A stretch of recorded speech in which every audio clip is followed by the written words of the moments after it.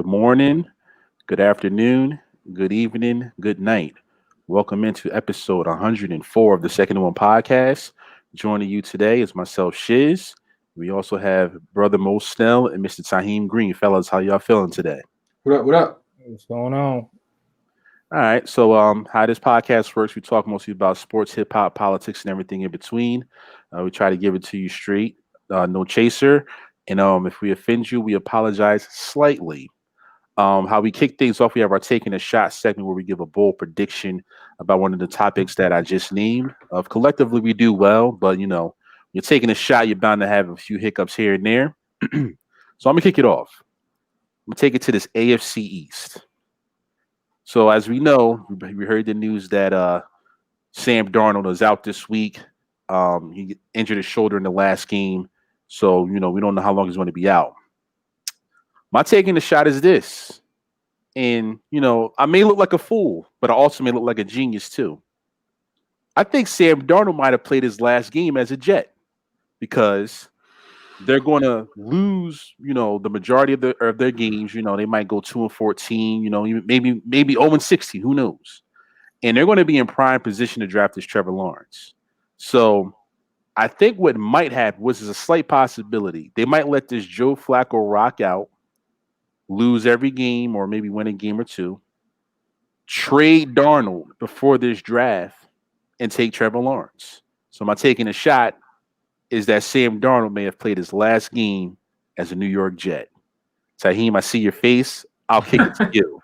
What is your well, thoughts on this disclaimer, through this whole episode, I'm going to be making weird faces, probably yelling and making noises because I'm watching the Yankees play and, wild shit's happening. We need this win. But, yeah, I think you're right. I think the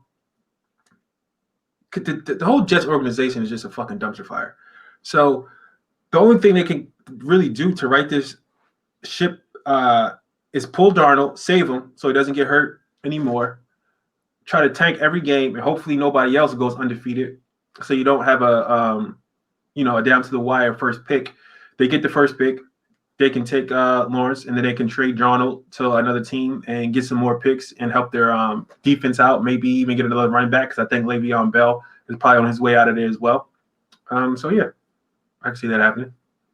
All right, Snell, your thoughts? No, I think they're going to try to keep him playing just because if you – I don't know. I feel like if you sit him, you're not going to get enough value come draft time. So I think they're going to try to keep him playing. Kind of try to show like the team sucks, but he's decent, and then trade him. So I think they keep him. I think they keep him playing. But I do think this is his last year as a Jet. I'll go that route, but I don't think it's his last game.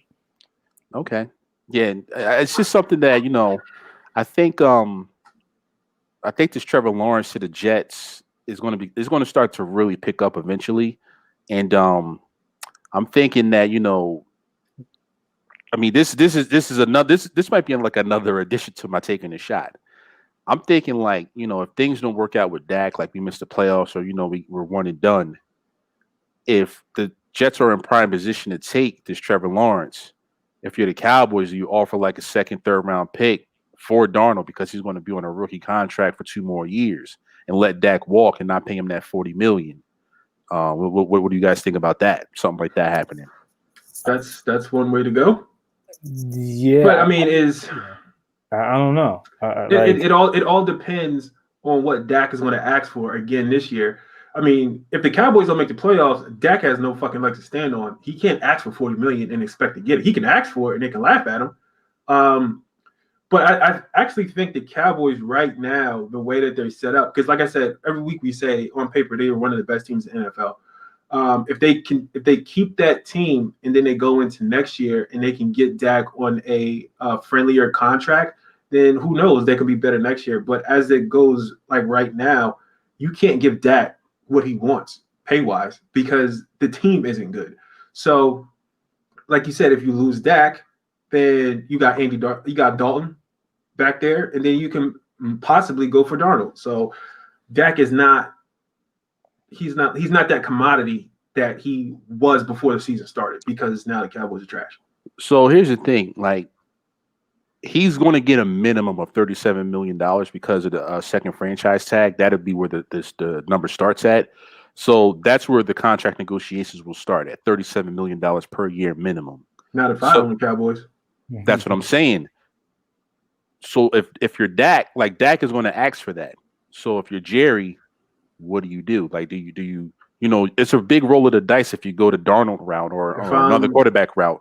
But I think it's a possibility not really because you haven't made the playoffs.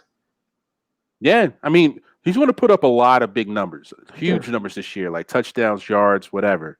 But if you're not winning, then it doesn't matter. Those yards are meaningless. So Shannon Sharp says that's empty calories. We don't need that shit. Yeah. Some food for thought, something to monitor over the course of the year. But my taking a shot, and it's a real shot. Like I'm throwing a Hail Mary from the 5, is that Darnold has played his last game as a Jet. All right, moving on. Snell, what is your taking a shot, sir? Oh man, it's always so many ways to go, but we can stay in the NFL. We'll stay with your Cowboys. This was already my thinking. This was already my line of thought. Oh boy. Right along with your Dak question. If the Cowboys somehow, which won't happen, but could happen, if they somehow lose to these Giants, the Cowboys are going to break this thing up. And by break this thing up, I think you would see Dak gone and Zeke gone. That's what? Going where? You got to get rid of going fishing. You got to get rid of both of them.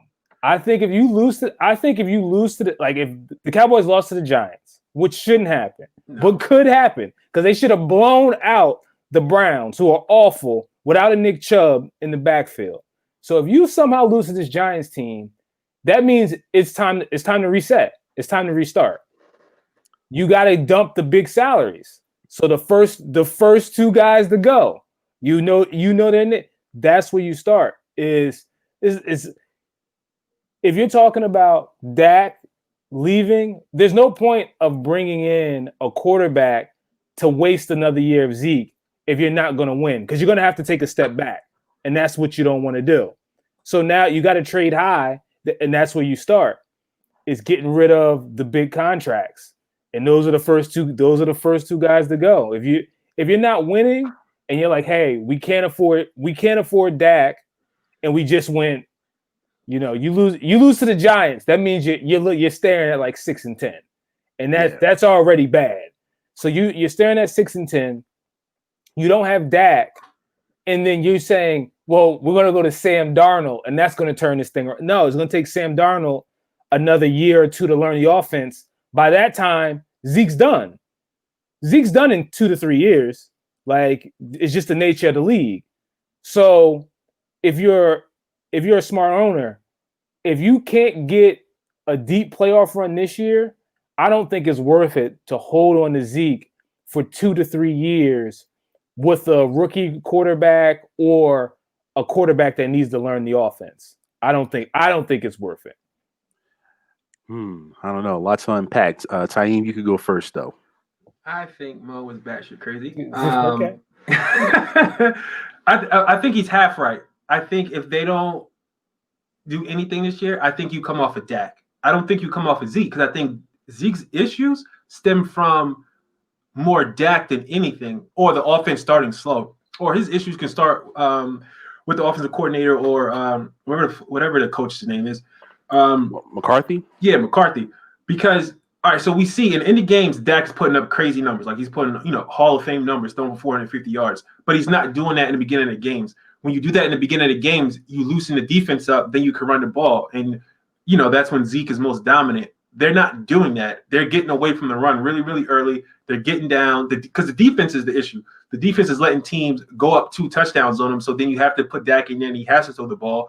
And you're really not worried about the rushing game. So I don't think Zeke's issues are – I don't think you can tie those two together. I think you have to let go of Dak first, get a quarterback in there, work on that defense, and then see what happens. Because you don't want to give up – because Zeke is special. We all know that. Like, Zeke doesn't get hurt. He missed games because he got suspended for doing dumb stuff. He's one of those backs that does not get hurt. a lot of these new backs come into the league, they're playing 2 or 3 games and then they're getting these soft tissue injuries. I think you have to hold on to Zeke, but I do think you're right, Mo. He only has a good 3 or 4 years left, and then he'll be probably then they'll probably have to move to a backfield by committee because you won't be able to use Zeke because he does run really hard. He's just not injury prone. So I think Mo is half right. Yeah, I disagree because number one, Jerry's too old for a rebuild. Like he need if he wants to see a Super Bowl, he don't have time for a 2, 3, 4 year rebuild because who knows like how much time we don't know how much time any of us have left, but we definitely don't know how much time Jerry has left like in this world. But I think with Zeke does look a step slow. I'll give you that. As far as trading, it's because he got that tattoo on his stomach. Yeah, I don't even know what that means. Maybe you just need a haircut, like cut your hair. You may I said this like maybe a year ago. I think Zeke has Down syndrome, but we'll talk about that later. All right. Yeah, but I think both of these players are very young, so to trade them off they're like Dak is entering his prime, Zeke is in his prime, so to trade them would be a little crazy. I do think though, when it comes to money, like that Dak Prescott contract coming up, it's going to be either a detrimental thing for the Cowboys or it could work. In my opinion, I don't think he's worth the $40 million or $42 million that he's going to want, and I think it sets us back. The old line's getting old. Our linebackers are shot. Secondary stinks. Like we need to spend that money elsewhere. So to pay Dak $42 million, he has 3 fumbles, lost in 3 straight games, 2 interceptions. I think Dak could go, but I don't think they're going to do it in season. They'll do it after the year. To trade him like after the Giants game, like to do that, yeah, that'd be horrible. that would be wild. So I disagree there, but I do think that if we miss the playoffs, Dak can be on his way out for sure. This is the thing, though. As crazy as this sounds, you're better off trading Zeke than Dak. As crazy as it sounds, I think you'll get more for Zeke. One, you get more for Zeke, and this is just the nature of the NFL.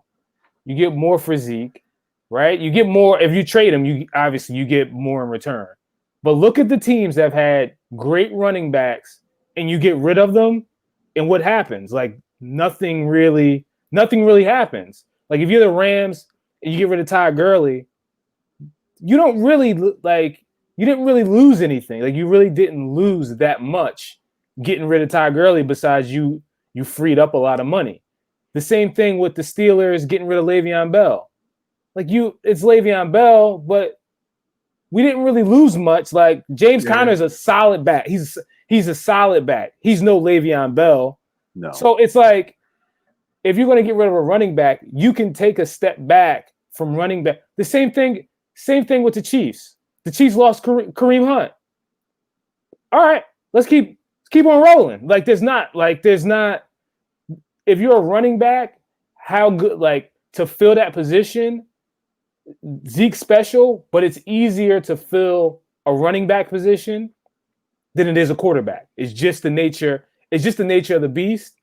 And if you have to get rid of money, you have to start cutting somewhere. It's just how the NFL is set up, is you have to get weaker somewhere to get better in other places.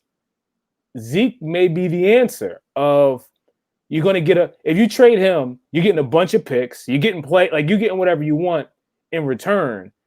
And it's not to say that Zeke's great again, but could Tony Pollard give you half could he give you, this is what I'm saying. Could Tony Pollard give you half the production of Zeke? Possible. Yeah, he could do half, but and then could you get another back to and that's where the running back by committee comes in. Is, for instance, if you got rid of Zeke, right? You have Tony Pollard, and then you pick up Leonard Fournette for a seat. You really didn't drop off that greatly. It's like you saved a lot of money and you got a lot in return. That would be the thing. And so that's where I think that if the Cowboys season doesn't turn around fast, I think that's the direction they're going to start to go. Is we have to start getting rid of some of these big salary caps.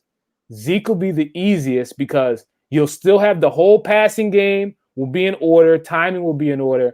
We just need somebody that can run straight, get us a couple yards when we need them. Like that's where it's going to go. And that's how I see it going. If Mike McCarthy and the gang don't get this thing turned around quick.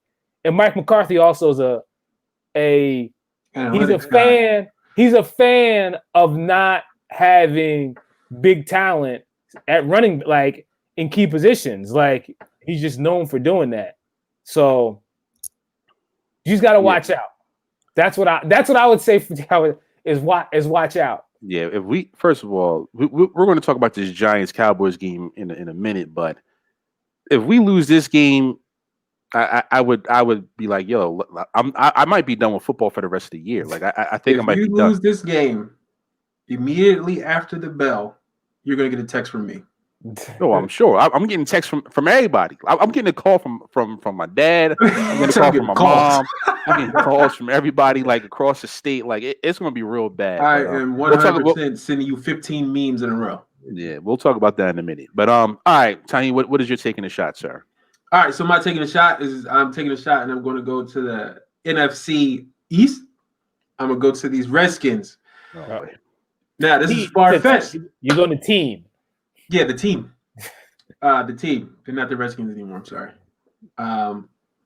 This is a shot in the dark, but I think they're going to win. I think they're going to beat the Rams because you see this happen sometimes.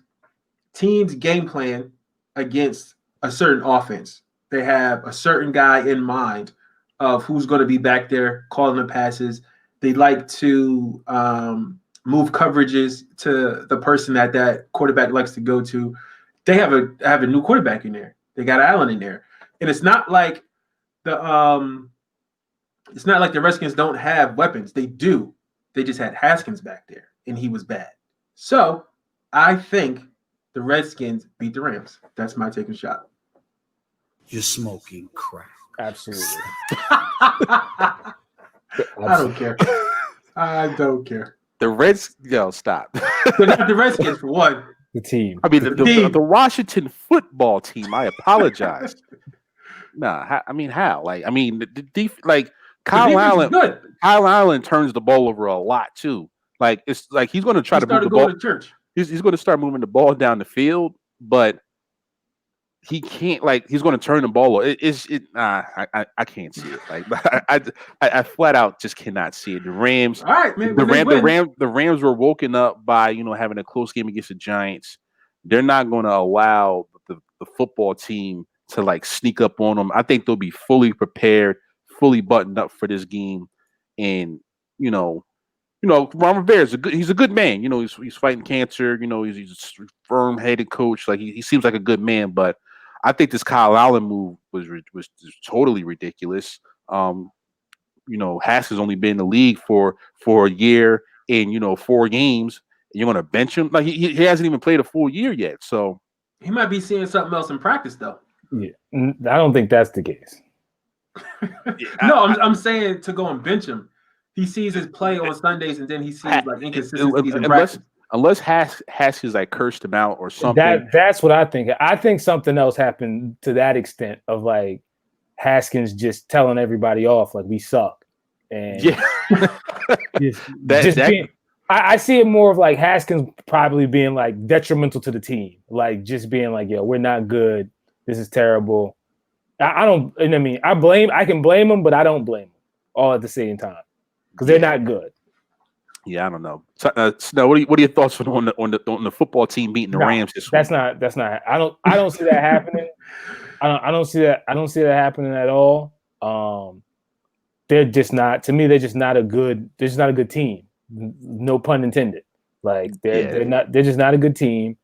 It's the same thing I talk about. Like I think they're well coached. I just think it's a huge talent gap.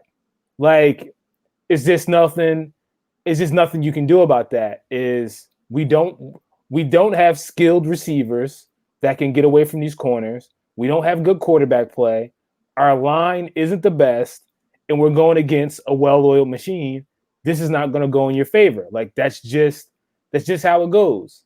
So I don't think they don't have the skill at a few positions to win this game. They may can keep it close, because they're probably going to try to use the clock up, play a simpler offense for Kyle Allen this week. But that offensive line going up against the Rams, you don't really have, you just don't have enough talent to. I don't think you have enough talent to pull this off. So. No, not at all. I mean, NFL any given Sunday, but not this Sunday. Unless the Rams just fall, coming from they probably stayed on the East. Yeah, coming from west to east or doing something like that, maybe they just fall asleep. They're just tired, jet lag, and get beat. But I don't see it. Yeah. All right, that wraps up our Taking the Shot 7 round of applause. All right, moving into these topics.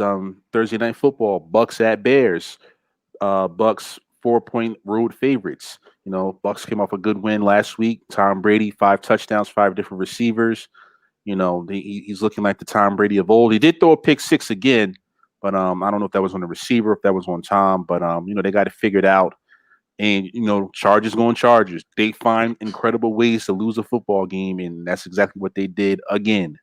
But Snell's your team. Thursday night football. Break this Bucks Bears game down for us. Is Nick Foles going to do it again?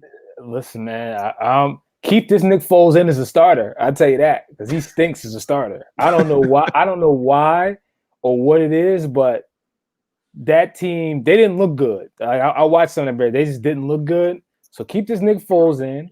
Keep us. We'll be fine. Because I think the Bears are doing it again. I think the Bears just have like a divided locker room where it's just like offense versus defense, and that offense just don't get it together. Because before they were blaming Mitch. For a while, it was the team versus Mitch. Now I think it's like offense versus defense, and it's like this offense stinks. So why are we out here sacrificing ourselves to make stops? And we got an offense and a coach that can't do anything. So I think that's going to be the next divide. So I think Tom can go in there. Listen, we're still learning on the fly. Let's get a win. I think 4. I would probably take the 4 just because it's the Bears, and if that defense comes to play, they can keep it super close. But Nick Foles is a starter. I mean, it just seems like teams are just ready. Like whenever he starts, it just seems like teams are ready for him for some reason. So I don't know. All right, Taim, your thoughts? I think it'll be close early, and then Tampa Bay and your boy Tom, terrific Tom, he just finds a way. Because the defense, like Mo was saying, the defense when they come to play, they'll keep it close. But I just think they're going to keep them on the field so much because that offense is going to be doing quick 3 and outs. So yeah, I think there's going to be a fucking slaughterhouse in there. All right, moving on. Giants at Cowboys. Cowboys 9.5-point favorites. The return of Jason Garrett to Jerry World. Ooh. The Giants' offense has been clicking on no cylinders. They have 3 touchdowns. They have 3 touchdowns all season. I think I seen a list today where I think the Giants' offense has been outscored by like 22 players or something like that. But they're going to be super motivated for Garrett to win this game. The Cowboys, they're going to be motivated as well because they got embarrassed by the Browns, giving up 370 yards on the ground, which is I've never even seen that before. Me personally, I think we win the game. The 9.5 is a bit much, especially for a division game, no matter how bad the Giants have been. But as Snell said, man, if we lose this game, it might be time to clean house, even though I don't agree, but you just never know. Like Jerry might just be like, all right, F it. Everybody's gone. McCarthy, you're fired. Nolan, you're fired. Everybody's fired. We have a COVID outbreak. Like that's what might happen. But I do think we win the game. I think we play, I think the defense plays inspired, even though they're not good. They'll play with the extra bit of juice. And, Garrett, he was fired for a reason. So I think we figure it out. It's going to be, there's going to be some moments where like, damn, here we go again. But I think the Cowboys offense gets it figured out. We win the game. I'm not going to say we cover the 9.5. I just think we win by maybe like, a touchdown or so. But the 9.5 is a bit much. But I do think the Cowboys win the game, give me false hope, and we go on to lose to the Cardinals next week. So that's what might happen. Tahim, your thoughts? So this game is going to get my nomination for the royal ass whipping of the week. The Cowboys are going to drag the Giants all over the United States and then bury them back in New Jersey. But what's going to happen is, like you said, they're going to get a false sense of hope, and then they're going to play a trap game against the Cardinals and lose to the Cardinals because the Cardinals are a real football team and not a high school team. So that's what I think is going to happen. Yeah. All right. Snow, your thoughts?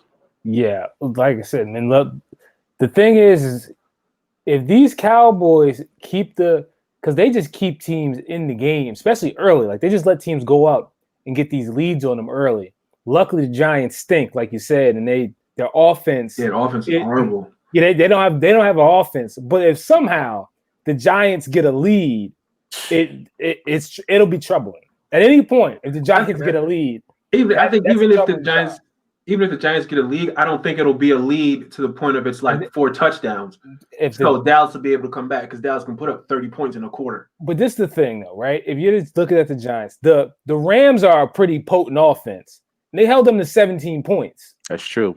So that's a concern of mine. Exactly. Like that's a pretty potent offense. So if you let the Giants get a lead, they might can eat the clock down and kind of upset you. Yeah, but they also did give up, what was it, like 36 to Nick Mullins and crew, like with that. Yeah, that exactly. Was so. Because I really don't know what. That's why I'm saying. That's why I think that the Rams are going to blow these skins out. I mean, the football team. Yeah, they're going to blow the football team out because all our Indian friends. They laid an egg last week. They got the win, but I'm pretty sure like McVay was like, "Yo, what was that team like?" The Giants, really? Like, so that's another thing. But I mean, the Giants, they played the Bears tough. They played the Steelers tough. They played tough enough that if you do like what the Cowboys have been doing of like spotting teams a lead, like they'll hold like it's crazy. Like if you give, it can't happen. But if you give the Giants the lead that the Falcons had, the Giants win the game. Like the Giants aren't gonna let you get back. Like, you know what I mean? Like, it's just way teams operate. Like they'll chew that clock down, and finish the game out. At least if they can get a lead. So that's my thing. But the Cowboys should win the game. No, what everything else being said, they should win the game. No problem. Yeah, like I said, I'm sure the Giants should be inspired to win one for the whole Gipper and Jason Garrett. But hopefully, I mean, for my sake, like if we lose this game, my phone is being turned off, and I'll be off air until Monday. Like that's when I'll turn my phone back on. I'm gonna just be so upset. But hopefully we win this game. All right, moving on. Dolphins at 49ers. It seems that Jimmy Garoppolo is going to play. Earlier today, they said that it was questionable, but I think he did practice today. So the line is 49ers -9. It's an interesting number. You know, the Dolphins, they're I can't really figure this team out. Like Fitzpatrick, 1 week he looks great. Next week he looks terrible. That's been his whole career. So, Tahim, I'll let you break it down to your team. What are your thoughts on this game? I never go into a team never go into a game and underestimate a team like the Dolphins because they're scrappy, they fight, they never quit. In the 49ers, we need Garoppolo back. We either need Garoppolo back or we need that third stringer in there. Because I think CJ Beathard. Yeah, that's what I call him. Because well, that's not his name, but Beathard. But I call him Beathard. Because they figured Nick out, you know. So we need Garoppolo. We really need that running game to get off better. I think Mostert is a better running back than McKinnon is. McKinnon, I think, is slower to hit the holes in this type of running offense. I saw it a lot in the previous game. He was getting the holes, but he wasn't getting to them fast enough, and he was getting caught in the holes. Even they call him Jet. He did have 2 ACL surgeries. I think he's lost a step. And Mostert is probably one of the fastest running backs in the league. So I really think we need him, or we need Coleman, who's also pretty fast. We need those guys back so they can hit the holes faster. They hit the holes faster, then we can start passing the ball, play actions, that type of stuff works. The defense, they're on the last leg. Everybody is hurt. We got safeties playing corner because the cornerbacks are hurt. It's going to be tough. But I think even though with all the injuries, we, like you were saying about the other teams, another game, it's still a big talent gap. We still are more talented than that team is. But it's football. Never underestimate a scrappy team. But I think we get the win. All right, just know your thoughts. Yeah, if Jimmy G is back, I think you're fine. Like I think I think last week a lot of those guys, like 49ers had a lot of guys that probably could have played, and they just tried to get through another week without him. And now that they lost that game, I think now they're gonna kind of bring everybody back. So I think they'll win.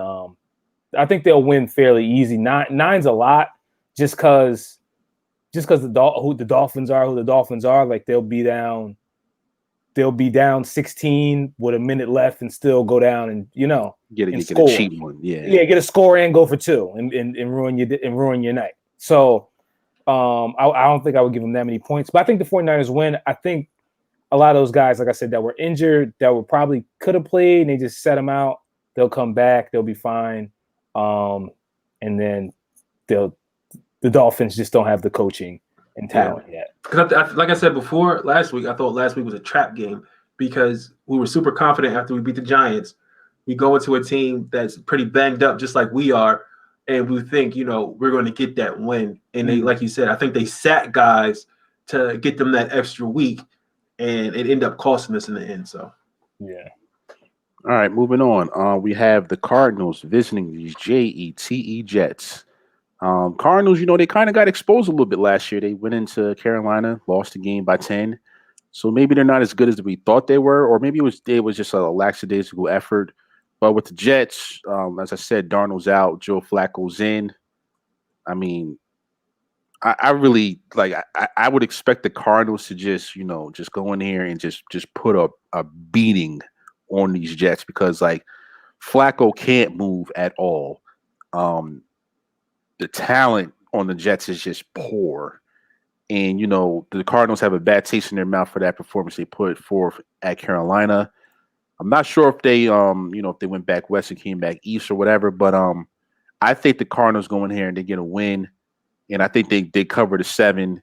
And, the Jets, they're en route to 0-16. Like they're well on their way. Flacco, I think this is going to be a disaster for the Jets on national TV. Taheem, your thoughts? Yeah, I just think that the Cardinals went in there and they lost that game because they were flat. They underestimated that Panthers team. That's why they lost that game. But yeah, they're going to come in and they're going to dominate the Jets. Flacco has not thrown a ball in 5 years, so he's going to be rusty. He's not ready. They don't have who they got back there running the ball. Frank Gore still? Frank Gore, the ageless one. Hall of Famer. Yeah, he's going to the Hall of Fame, all right, but not off of his production of this game. So, yeah, the Cardinals got this game easy.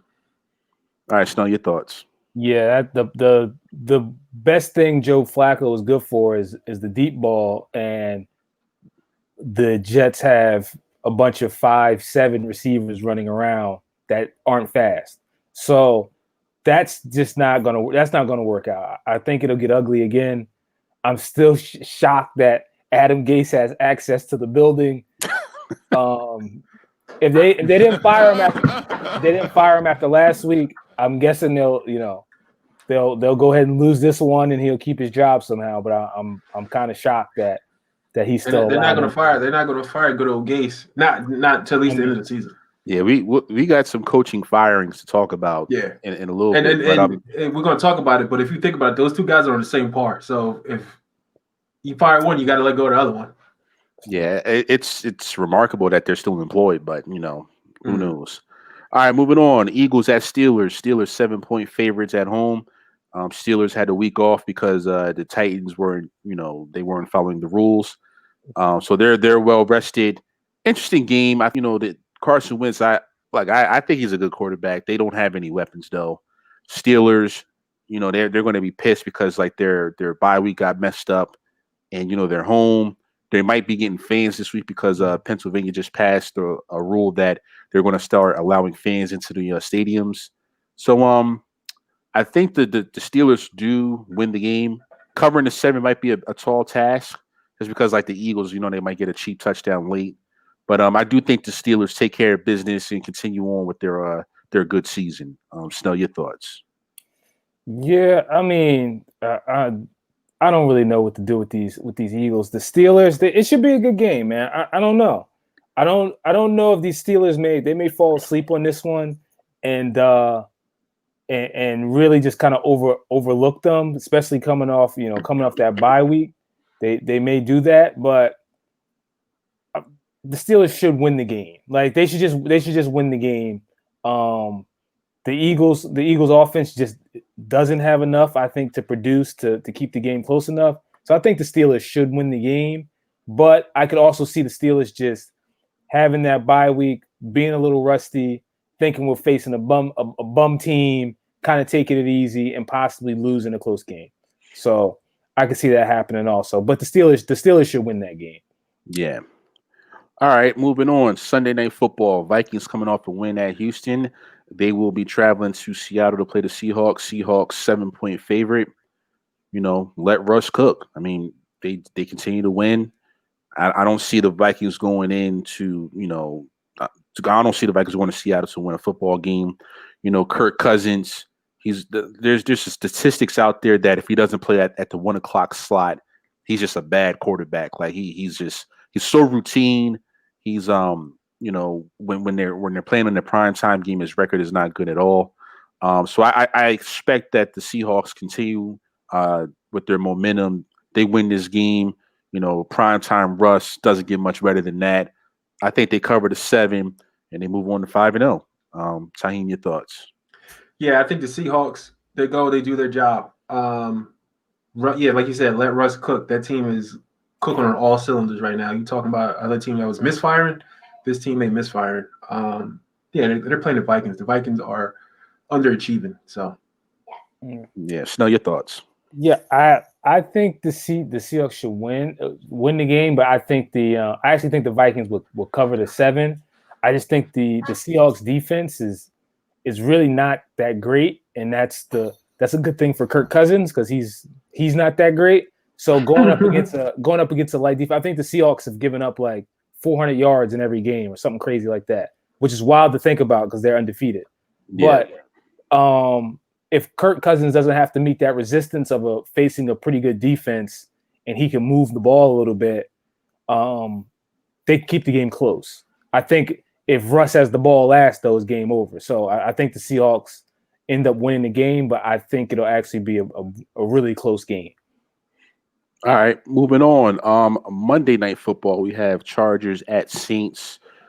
Chargers blew a lead to the Bucks, and they look to redeem themselves. Saints, they got things back together, taking care of the Lions. Interesting game. Saints are favored by 8 points.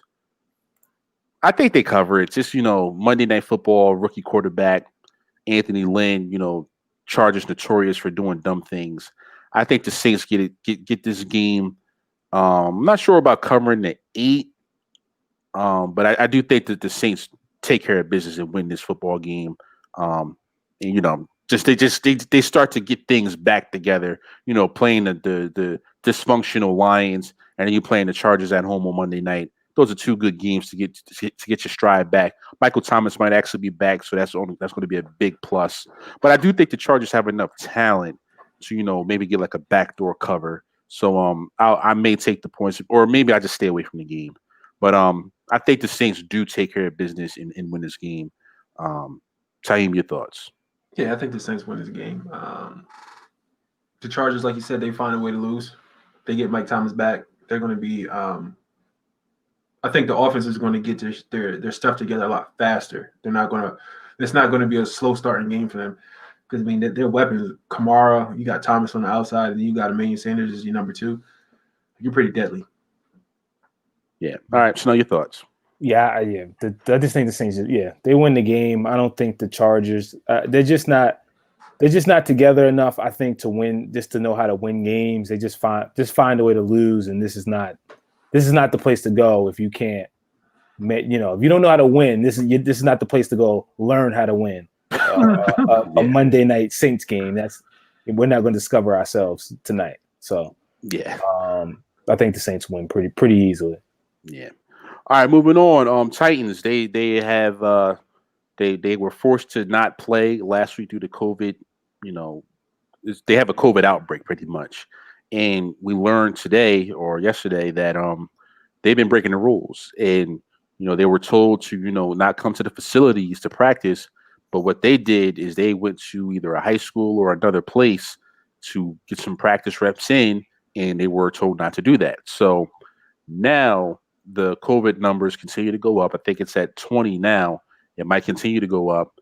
And now the game against the Bills is in jeopardy. And that would be 2 weeks in a row of not playing. Now we're talking about we're going to alter the whole season for this team because they weren't following the rules. And I've seen reports out there saying that they're going to be punished severely. Who knows what that could be? It could be draft picks. It could be Mike Vrabel getting suspended for a year, given that Sean Payton treatment. Who knows what's going to happen? But they're the Titans. They didn't play last week against the Steelers. They may not play against the Bills this week, and their numbers continue to go up. So I'm not sure what to think of that. And now we're starting to see other teams with COVID. Cam Newton. Last week before the game against the Chiefs, he contracted the virus.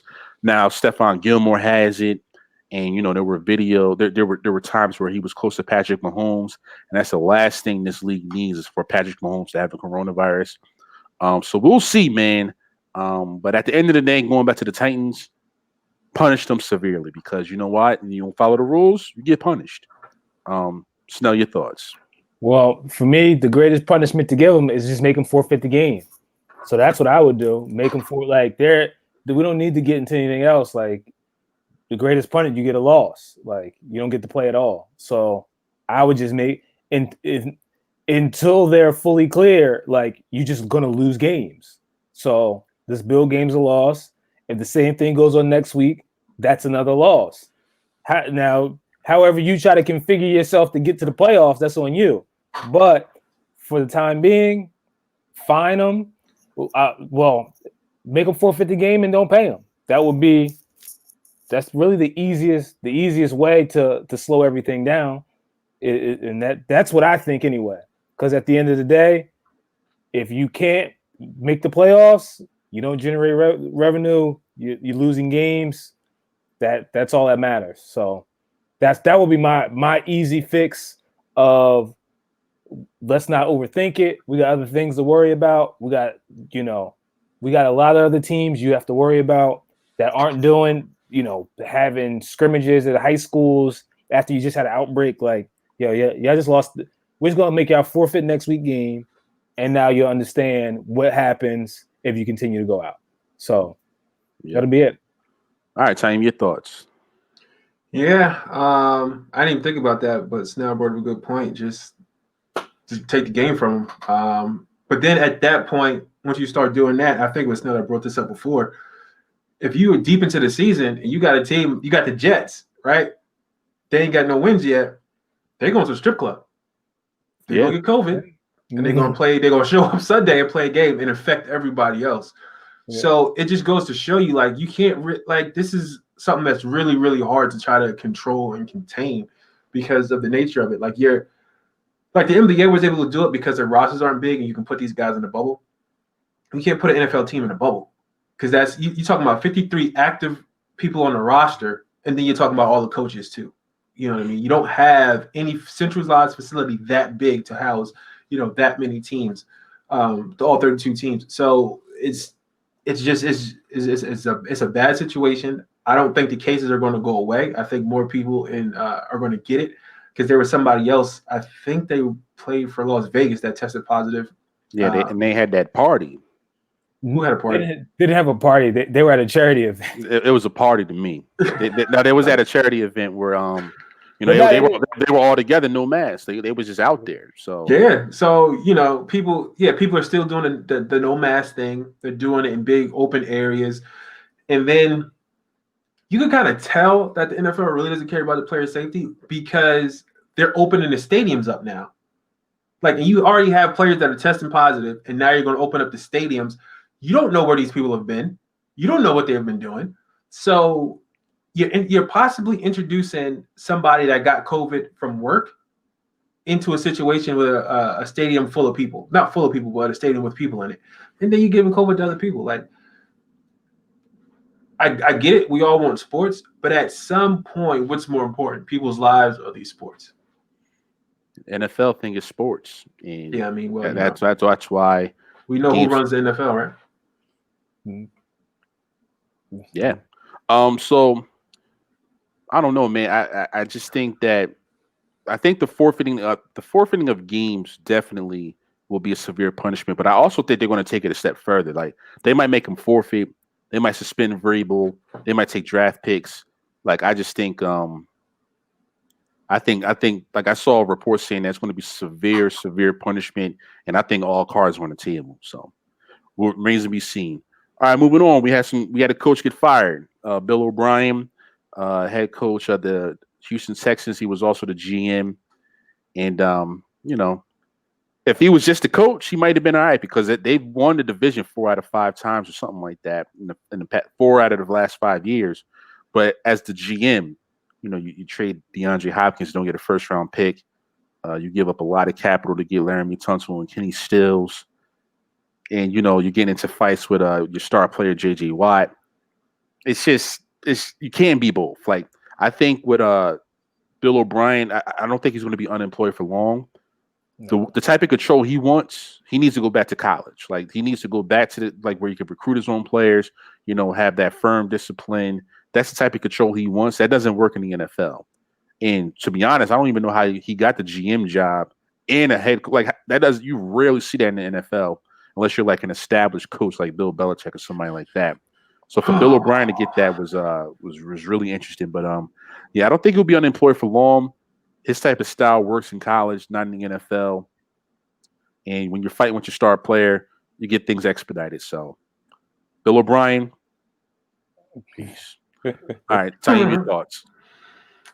Yeah, man, I think it's super tricky. Like you were saying, when you're the GM and you're the head coach, you have way too much control, and then your allegiance they start to bleed over. Because as a coach, you're looking at it like, I want the best players, but as a GM, you're like, I want the best players at the right price. And he just messed that whole roster up. Like, they don't have picks until the second coming of Jesus. Like, they can't do anything. This was a good fire. This, hands down, was a good fire. It should have happened 3 years ago. They were just late to the other show, but yeah, good riddance. And by the way, for the people that are watching, the reason why Taheen keeps moving, I keep looking up. I'm watching the Yankees, Tampa Bay Rays playoff game, and Tampa Bay just went up 4-1. So bad news. Yeah, bad news. When we had bases loaded, those 2 pitches were balls. So we should have had an extra inning on that. I mean, extra walk. I mean, an extra walk in a score on that. And then I'm pretty sure he threw him out at second. But nobody likes the Yankees because we're dominant. So yeah. All right, Snow, your thoughts. Yeah, this is why you like you said, a head coach and a GM. It's a tricky thing because a part of it is, I think, Bill O'Brien.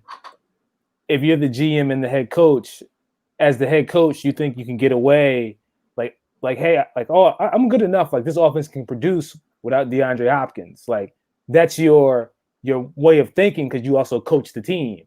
So, like, I think it's a real tricky thing, and it just happens. Like, hey, I feel like that's why the Spurs kind of got rid of Kawhi.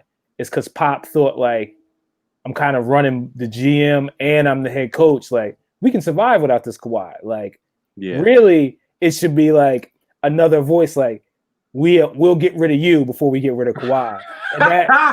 And so when you don't have that GM there to tell you that, you know what I mean? It gets a little tricky. But Bill O'Brien, I think he's in prime position. Really, I think he's in prime position for that Jets job.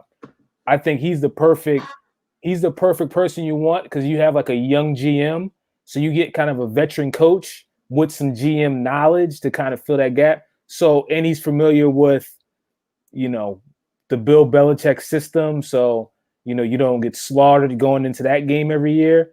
He's familiar, will be familiar with the Dolphin system because so he will be familiar with two of the other coaches in that division, and you stink anyway. So if we lose, we just blame it on him and get rid of him. And if we win, we win. So I think that's that would be the prime person I would get to rebuild and let us either get rid of some people. It'll be our excuse for anything. If we trade Sam Darnold and he goes off to be a Hall of Fame quarterback, it's Bill O'Brien's fault. You know what I mean? So he's the perfect scapegoat. So I think he ends up at the Jets job, and that's the way I see it going. Yeah, speaking of the Jets, Adam Gase is still employed. Dan Quinn is still employed. Who gets fired first? Who do you guys think gets fired first? Yeah, they're not going to fire Quinn in the season. Thanks. Yeah. I mean, they're not. They can go 0-16. They're not firing him during the season. Yeah, there must be something behind the scenes that we don't know, because the Falcons have pretty much underachieved since that Super Bowl. Like, they've been injured a lot. That's an excuse. That is a real legitimate excuse. But I mean, it's just I don't think. I think that's just not Arthur Blank's style to do that. That's why they're not firing him. Because I mean, they like you said, they've been underachieving for 3 years. They've had all cause to do that. And then also, I think with Dan Quinn is they've hit a lot of injuries too. So they might say, oh, it's the injuries, because Julio hasn't played 16 games in how long? He's not playing this week either, I don't think. Yeah, so, he's out. Oh well, I'm not sure if he's out, but he got banged up in the last game and they took him out. So yeah, so I mean, it's trash. Yeah, I think Gase should already be fired. Like that's so Gase should already be fired. Dan Quinn, at least the game, I guess to his credit is he can say at least they're like the Falcons are at least competing. Yeah. The big issue that I guess I have with him is that you're the defensive coordinator and we're getting scorched. Like you know what I mean? Like even though it's the Green Bay Packers and Aaron Rodgers, they were out there like with running backs at wide receivers and just running free like that. Like at some point, your knowledge is you're the defensive guru. This should not be happening. The same way I feel about Matt Patricia. Like, hey, you have a 14-point lead and you're the defensive guru. Keep this thing close, at least. You're up 14 points. That's kind of what I'm expecting from you. So I think he makes it through the season. Like you said, Arthur Blank is not a guy I don't think he'll fire him during the year. I think he does it just to give him the opportunity to get prepared for another job. That's the only reason why I think he may do it, is just to give Quinn the opportunity to get prepared to take another job somewhere else. And he's not, he's still not fulfilling the responsibilities of preparing every week in the last weeks of the season. So that's the only reason why I think they may do it, but they both should be fired, along with that Matt Patricia. That's another one that. Oh yeah, he's done a poor job, real poor job. All right, anything else up to football? We're on to week 5, but COVID can derail this thing at any moment. So in my opinion, it should have already derailed it. As soon as you had the cases with the Titans and they were like breaking protocol, I think you cut the season. But yeah, because like I said, you can't control everybody. Yeah, but the thing is, like with baseball, like there was outbreaks at the beginning of the year, but they fought through and now they're in the playoffs. So, but I think they only. But baseball is different because they only played at a couple stadiums. Like right now, so that the Yankees and the Rays they're playing in San Diego. Like they're not even playing in Tampa Bay or New York. They're doing other things. Yeah, they kind of consolidate where they're at, and they're not letting anybody in the stands either. Yeah, I'm talking about the regular season though. Like they got through that. Yeah, they got through, but they were doing some of the same things though. They weren't going to all the stadiums. They weren't traveling like you normally would when you play baseball. Oh yeah, I get you on that. So yeah, we'll see, but week 5, if we get to it, hopefully we do. I mean, the season is definitely in question. Hopefully they get things right. Do whatever you got to do to punish the Titans to make sure other teams don't do this, and hopefully we can get through to week 5 and then so forth and so on. But if there's nothing else, all right, round of applause for football. All right, moving on to the NBA. Lakers up 3-1 in the NBA Finals. LeBron on the brink of winning his 4th championship. The Jimmy Buckets put forth a great game in game 4, but it kind of the juice ran out, and no, game 3. I'm sorry, he didn't have enough juice in game 4, and I think it's over. I mean, I predicted that the Lakers would win this series in 5, and I would be very shocked if the Heat won game 5, because LeBron, if he knows that if the trophy's in hand, like if it's within his grasp at this point of his career, and you got Anthony Davis, who's very hungry too, I would be very, very shocked if that he were able to get another game in this series. And before we talk about legacy, Taheen, what are your thoughts on this series so far? Can he get another game, or you think it's over? Man, I hope that he win this thing, but being realistic, they're not going to. I just like to see any underdog, get a game. And I'm not a big basketball LeBron fan. I like what he does off the court. I would probably like him as a person if I knew him, but I don't really care for what he does on the court. I can care less. So it's always good to see, when Portland got the 1 game on it was great to see that.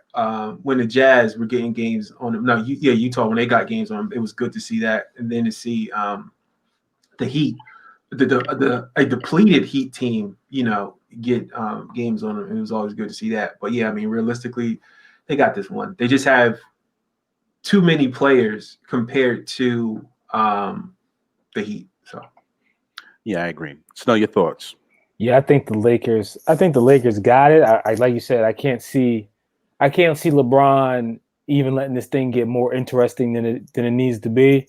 Like, let's just go ahead, win this game, get us home out of this bubble. Like, I think that's the mentality he has, and I don't see them losing this game. I do think the Heat, though, have put themselves in a real good position to get a superstar to come at a discount to that team and be ready for next year. Yeah, because I think if they had one more superstar, it'd be a lot more interesting. Yeah, it just before the series even started, our question was like, well, who's gonna guard AD? And that's just the riddle that they can't solve. Like, I've seen them try everybody and it just doesn't work out. They've tried Jay Crowder, that doesn't work. They tried Jimmy Butler, that doesn't work. You can try Bam for but so long, but if he's too far away from the basket, you have no rim protector, and LeBron just drives like crazy. So you just need one more. You really just need one more guy. But I think that they've shown enough that somebody that people are already going to go there because it's Miami and it's a destination. But I think you don't pay taxes there either, do you? Not in Florida. Not how you supposed to. Not how you're supposed to. I like that. But no, I think they put themselves in a real good position because I think starting the season, the knock was like, I don't think anybody really wants to play with Jimmy Butler. But now after seeing this run, I think somebody may be like, all right, well, we can make this work. Yeah, it's something going on down there. You gotta see what it is. Exactly. Yeah. All right. As far as I was about to say, before we leave this, I don't want people to get fooled by these Lakers either, because I don't want for them to say, this is for Kobe when you guys were never really on the ropes.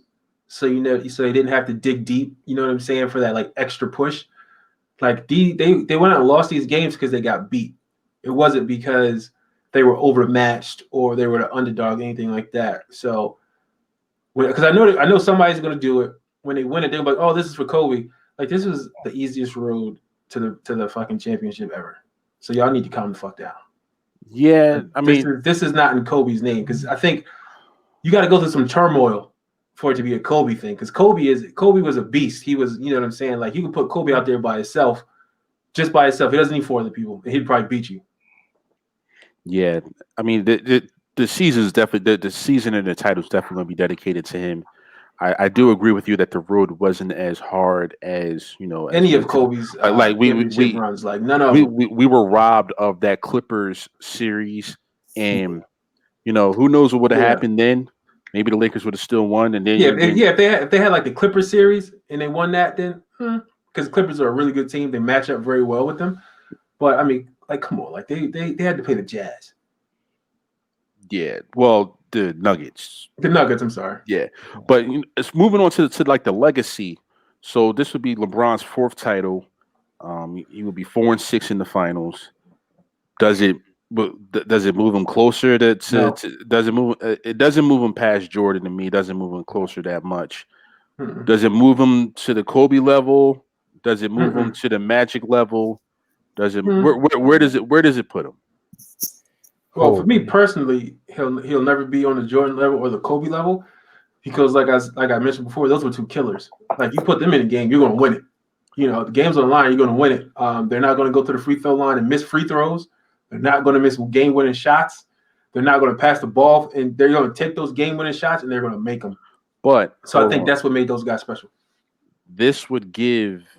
Well, this is actually we'll see if LeBron wins the title and the MVP of the finals. That would give him one more than Kobe. He will have four. He will have four Finals MVPs. Kobe had three. I don't care. Kobe never had to play in a bubble. Okay, but I'm saying just like I mean it's.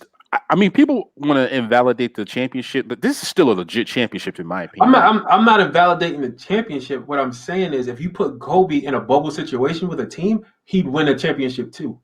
No, that's not. That's not what I'm saying. It's all it is basketball. At that point, there's no other distractions.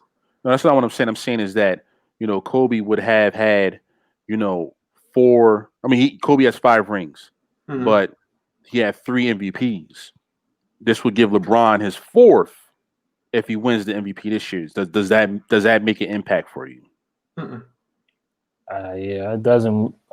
It doesn't really make an impact for. I don't think it makes an impact for me. Like you said, like this championship to me, it's still a championship. I can't take that away. It's going to go on a book. It's still a championship.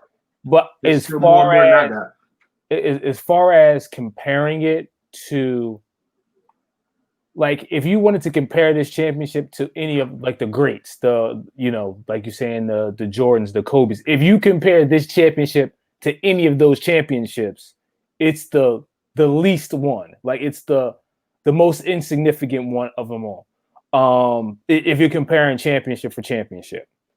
But I guess to say this is that there is something to be said for, this season being dedicated to Kobe, and you still have to go out there and perform. The only thing is, like Tahim was saying, it's in the bubble. It'd be different if they have, road games, tough road games. They're back, so a lot of that goes into play. So it doesn't really it's a championship, no, without a doubt. Mm-hmm. But as far as for me, moving the needle, as far as saying, hey, this is the championship that would put LeBron past Kobe or past Jordan, like that. This is not the one that you do that at. I don't think. And I made a mistake. I was questioning in my head. Kobe has 2 final MVPs. LeBron might have 4 at the end of the series. So yeah, I mean, so LeBron might get 4, but who was ever on LeBron's team that was equivalent to Shaq? Because that's why Kobe didn't get his, because Shaq got him. Yeah, I mean Anthony Davis. I mean, he's not Shaq. No Shaq. He's not Shaq, but I mean that's an interesting point because Shaq was definitely the most dominant player. Exactly. Like you can literally, 6 feet away from the basket, back to the basket, Shaq was going to score. Nobody was going to stop him. Yeah. So I guess a better question could be the teammates, the Robin to LeBron being Batman. So when he's won championships, he's had Kyrie, Dwayne Wade, and Anthony Davis. When Kobe won the 2 championships without Shaq, he had Paul Gasol. I would say that Wade, Kyrie, and Anthony Davis are better than Paul Gasol being that second player. Would you guys agree to that? Absolutely. So that definitely swings it back to Kobe. It's going to be I think the Jordan comparison is it just grinds, Mike. It's It's just ridiculous at this point. It's like you're chasing a ghost. You can't. You're just chasing something that you can't catch. Like there's no way someone who's it's similar to you're just chasing something that really can't be accomplished like anymore. And this like in baseball, what is it? 500 wins, I think somebody had or like in baseball, it's like Cal Ripken having like playing just a consecutive game streak, or AC Green like playing all those games consecutively. Like we'll never see that again because guys just get rested. Like it's not like it's certain things that you just won't see anymore. Like there's just not going to be a guy that's the star of any team to go to the finals 6 times and win it 6 times and come out of there with no losses like ever. Like it just won't happen, and it's just impossible to compare yourself against. Like it does. There's guys with more rings than Jordan. You know what I mean? Like there's guys with more finals appearances than Jordan. There's guys who've done all these other things. Like when it comes down to it, there's only one person that's perfect. Like, perfect in the finals, and that's what it's going to come down to every time when you're going to compare that LeBron versus Jordan is because Jordan always will have the advantage of if you put Jordan in the same position as LeBron in the finals, Jordan doesn't lose. Like that will always be the case, and there's no way around it because Jordan never lost in the finals. So that's always going to be the case. Yeah, I think ultimately that Heat versus Maverick series back. I can comfortably say Jordan does not let you lose that series. No, not at all.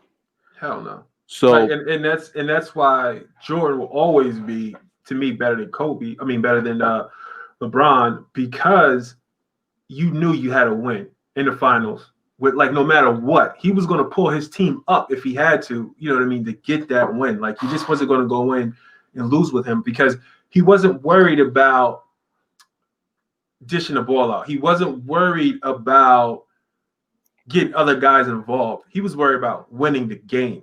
And if that meant he had to take all the shots, he would take them all. If that meant he was getting triple teamed, then he would pass the ball off. Like he just knew what he had to do to win games. And I think for LeBron, it was always kind of cloudy for him. He didn't know exactly what to do to win these games. That's why he could never win them when he was in Cleveland the first time by himself. He had to go get Wade, who was more experienced. And then when he went back, he had a better team when he went back. Kyrie, he was more experienced himself. But you know what I mean?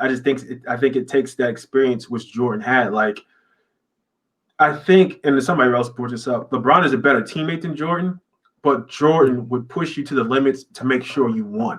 You know what I mean? Like if like LeBron was going to let everybody eat, LeBron, you're going to let everybody eat. Jordan, you get on that plane. If you're not hitting buckets, you can't eat, and you got to sit on the toilet the whole way back. Yeah, like it comes down to this, like, it's Game 7 in the NBA Finals. You have your choice to pick between LeBron or Jordan. You have to pick Jordan. Like if you pick LeBron, like you like, I wouldn't even understand that. Like if you got Michael Jordan, Jordan can go out there because like the greatness of Jordan winning scoring titles and also like defensive player of the year, like this is pure dominance of the game. So but kudos to LeBron and crew. More than likely they're going to win a championship by the next time we record. 4th championship, 4-6 in the finals. Can't knock them.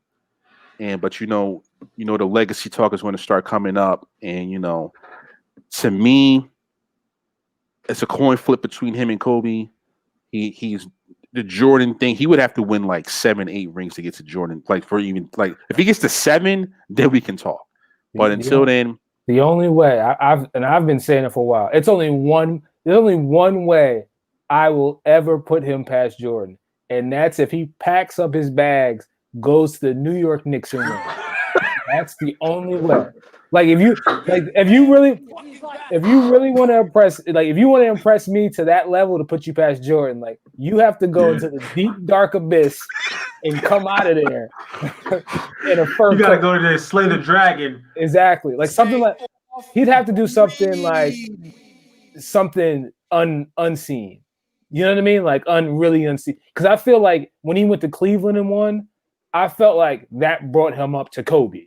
Like that brought him up to that level of like, okay, like he wanted the Heat. Then he went back to Cleveland and got one. Like, okay, that was impressive. That's impressive. I'll give you that.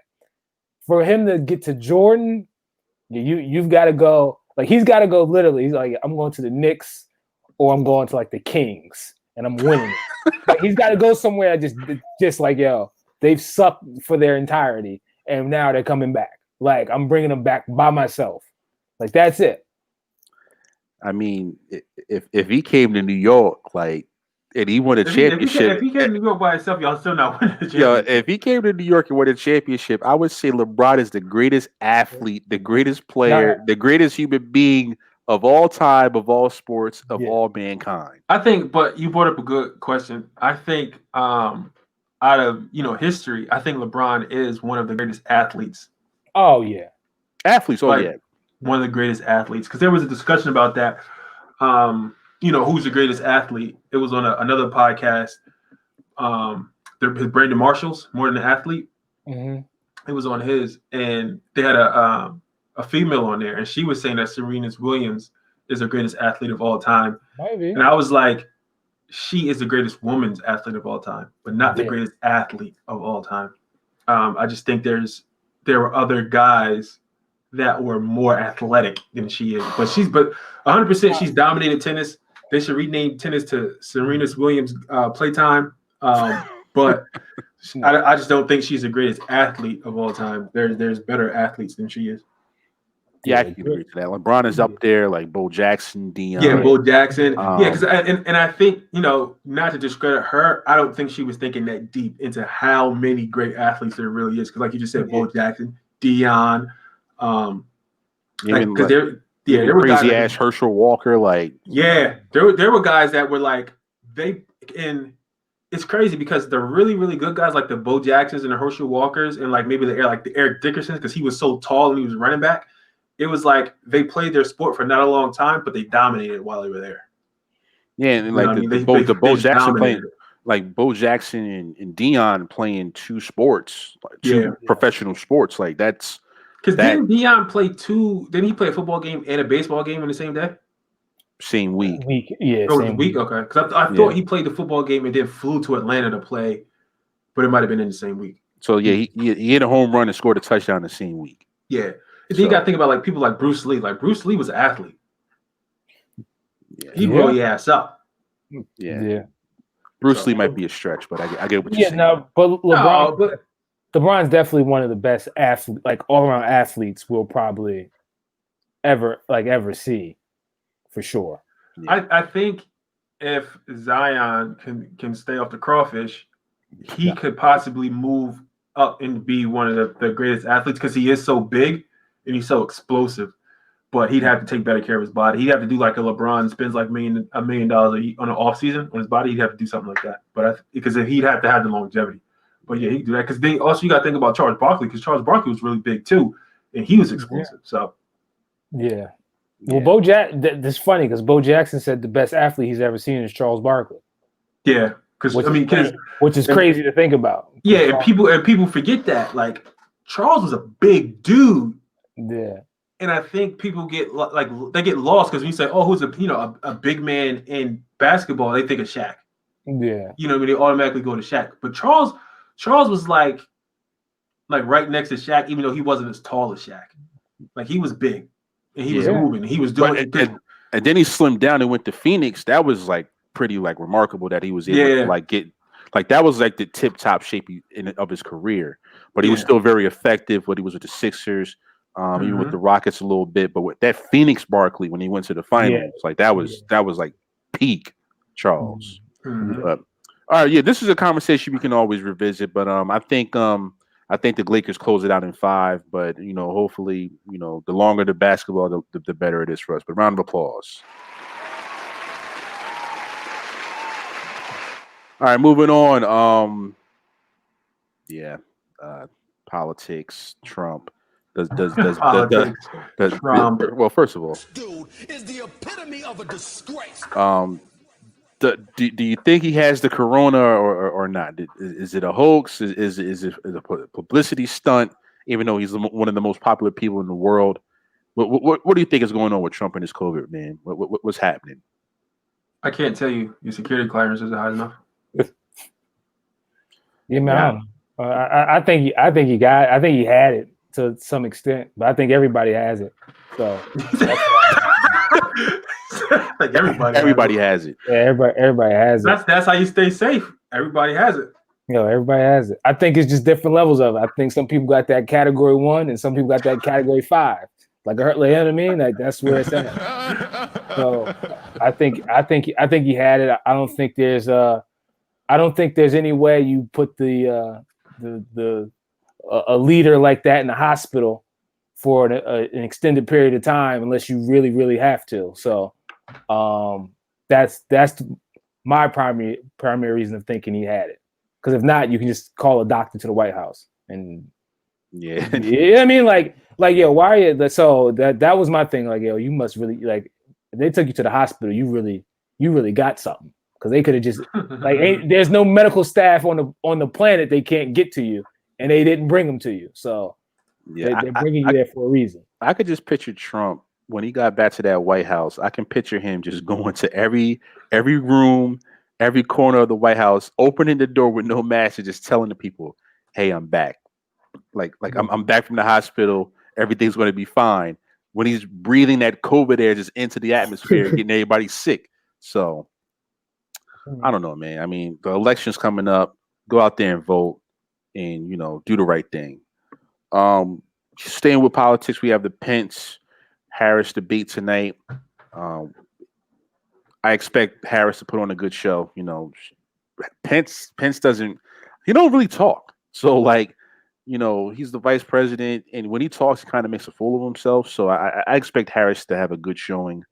But at the end of the day, again, just vote. Do you guys have any thoughts on the debate? Y'all going to watch it at all, or? I'm gonna try to watch some of it. Really, I think Pence is going to be in a bad spot. Of this man's going to have to go there and defend Trump having COVID. That's what you got to like. That's really the conversation. Is like, So Trump had COVID. Exactly. Trump had COVID, and you were in the room. What's your thought? You know what I mean? Like that's really the only question I want to hear answered, and then I'm good. I'll read the rest on Facebook. And yeah, I mean, I don't think he's going to give a straight answer for that anyway. Yeah. So yeah, but that's going to be the center of conversation. Is someone had COVID, you were around them, now they're back out, not wearing a mask. Like, how do you feel about that?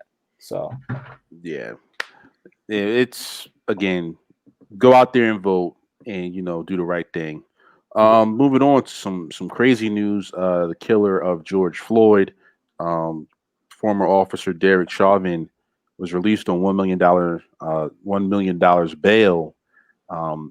For him to even be eligible for bail is kind of like crazy to me because we saw it on camera. We saw exactly what he did. Held his knee on the back of George Floyd's neck. What was he charged with? I don't think it was. It couldn't have been murder because if it was murder, I don't think he got out. If I'm not mistaken, it depends on the charge on what bail can be set at. Yeah, but it was $1 million bail.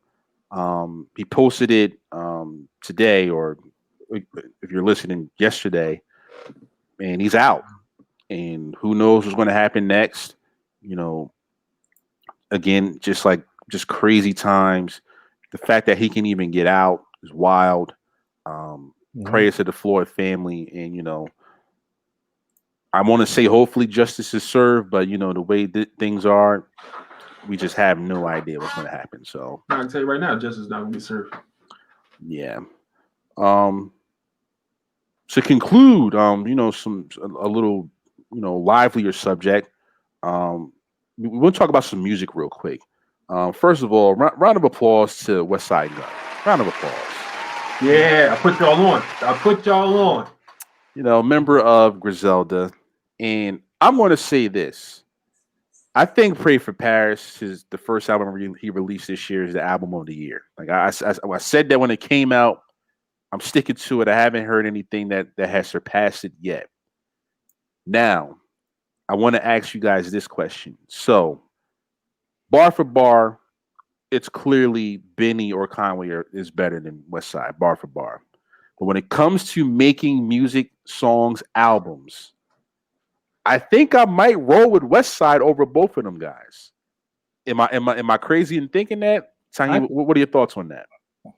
No, I think you're right. I think you just have three totally different people. When you talk about Conway and Benny, they're just bringing bars to the table. When you talk about Westside, he's bringing an entire picture to the table, and then he's sonically giving it to you. He's an amazing creator, a choreator. He's really unique in the way that he puts albums together. Like, I always thought, to go back to Jay-Z's first album, I always thought it was so great because it didn't follow a real album structure. It was literally just songs put together in a way that it met, like what he was trying to do. It wasn't your typical it wasn't your typical album. And I think Westside, his albums are the same way, or his mixtapes are the same way. And they're really, really creative in a way that they give you the pictures and the images of Black America and not America as a whole. They give you pictures of Buffalo, New York. Like when you listen to these albums, they are of Buffalo, New York. They have the essence of it all through the album. They have the essence of, his life now, his life then. Yeah, I just think he is top notch right now, and for him to be at the level he's been at for maybe like a year and a half, like he surpassed everybody else in his category of producing and putting albums together. So, yeah, hats off to him. Yeah, Snow. What are your thoughts? Do you think like music wise, album wise, is either better art? I mean, like I said, bar for bar, he can't really see Conway or Benny, but album wise, creator wise, do you think he's better? Yeah, I definitely think like from a creative standpoint, I definitely think he's the best of them all. Because probably he's somewhat the producer of their albums. Like they're probably who they get. When Conway or Benny have to put an album together, they probably bounce it off of you. You probably bounce it off of Westside Gunn to like, what do you think from a creative standpoint? Because I think he's the most creative for sure of the three. I think Conway's the best. I just like what Conway like. I like how Conway tells his story. So I think Conway's the best. Pray for Paris, like you said, is probably the album of the year. It's only one album that I've heard better than Pray for Paris, and that's Big Sean Detroit 2. That's the only album I've heard that's been better than that. And I absolutely am not a fan of Big Sean like that, of to be like, yo, I'm out here seeking out Big Sean music. But I listened to that album and I'm like, yo, this is absolutely some of the best music I've heard. So I think Big Sean has the album of the year, but Pray for Paris to me is right there. I think those two are like kind of neck and neck for album of the year.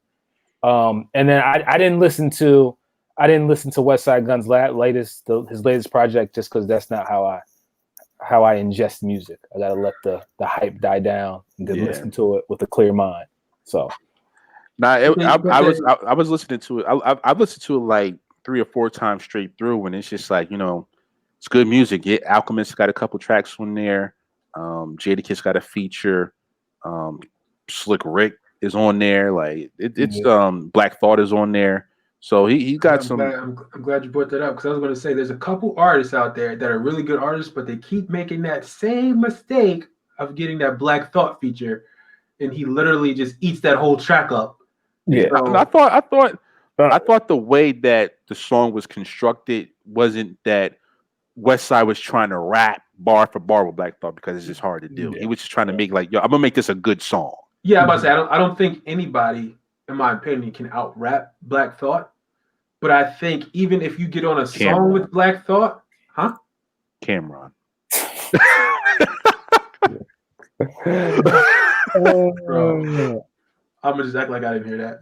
So I don't think anybody can out rap Black Thought, but I still think when you get on a track with him, like personally for me, I don't care what you say. I'm listening to Black Thought. Like I'm waiting for him to come up. You know what I'm saying? When he comes up and he's done, I'm starting the song over again. I have to go back to that. So that's what I mean by eating it up. Like he doesn't. Yeah, and I think you're right. People don't go on there trying to out rap him because they know they can't do it. They just try to make a good song. But his presence on that song still just overshadows everything else that's going on. Yeah, I also enjoyed that song. I enjoy Boldy James. Like he's pretty good on Boldy James, features. yeah, I like Boldy. Yeah, he's going on features too. Like it was just good I music, like his man. album. Yeah, He recently put out an album, Versace. yeah. Yeah, I haven't listened to that yet, but I'm gonna get to it. yeah, But I yeah, like man. him. He's really good. Oh, and another album you guys should listen to is the Cool Kids. The Cool Kids put out another album. You guys know who that is? What are you talking about? Sir Michael Rocks and Chuck, what's his name? Chuck. Chuck English. Yeah. Yeah, they put out another album. And Boldy James is Chuck English's cousin. I didn't know that. Oh. Yeah, I was Yeah, I was listening to a Dom Kennedy's album earlier today. He just makes you want to move to Los Angeles. Like he just makes you want to move out there. I kept seeing stuff on social media about he put out he put out a new song, and I didn't know if he put out an album yet, because if he did, I want to listen to it. Yeah. I'm a fan of his. But yeah, I definitely got to listen to it because I didn't know he actually put out an album. Yeah, it's pretty good. You know, it's Dom. Like, you know. Yeah, he's gonna give you cool music. Sunshine, sand, and women. Like that's what he raps about, man. They after that Yellow album, he just was mismanaged, because he should be Dom Kennedy should be bigger than what he should be way bigger. Like when it comes to song ability, like he's really good at that, and he's just like a West Coast rapper. Like he like, we're music fans, so we know of him. But I guarantee you, if you just went like driving throughout the streets of New Jersey and New York, like, yo, who's Dom Kennedy? Like, who? And you want to know who I told somebody Dom Kennedy was, in a good way. I feel like Dom Kennedy will have like a Fabulous type career where he just raps for a really long time, and you're just like, man, how old is that guy? And you don't really know or care, but it's just like yo, he's just gonna just raps and makes music and makes tapes, but never becomes like a superstar. Like, you know, just has a super long career that just keeps going forever and forever and forever without a Billboard Top 100 hit type guy. Well, nah, Fab had some big songs. Like Dom. Yeah, because he had girl songs. Yeah, Fab, you know, yeah, like Breathe and, you know, other bigger songs. Dom, I don't think Dom has had like a huge Billboard record.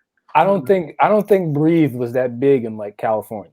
Like, yeah, I don't think so. Maybe you know what I mean? Like, I don't like. I feel the same way. Like how you said. Like, I feel like if you go to like the West Coast and you're like, yo, you hear that new Fabulous, they'd just be like, what? They're like, what? Yeah, especially if he was like in the Bay or something like that. They're like, who? Yeah, you'll be like, yo, summertime shootout.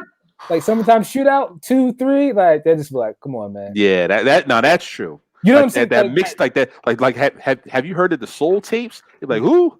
They're like like James Brown. Like what? Yeah, like I heard a couple songs off it. Like they would treat it kind of like that. Like, but Fabulous has been around for forever. Like, yo, nah, he's been around damn near 25 years, so exactly. It's been a minute.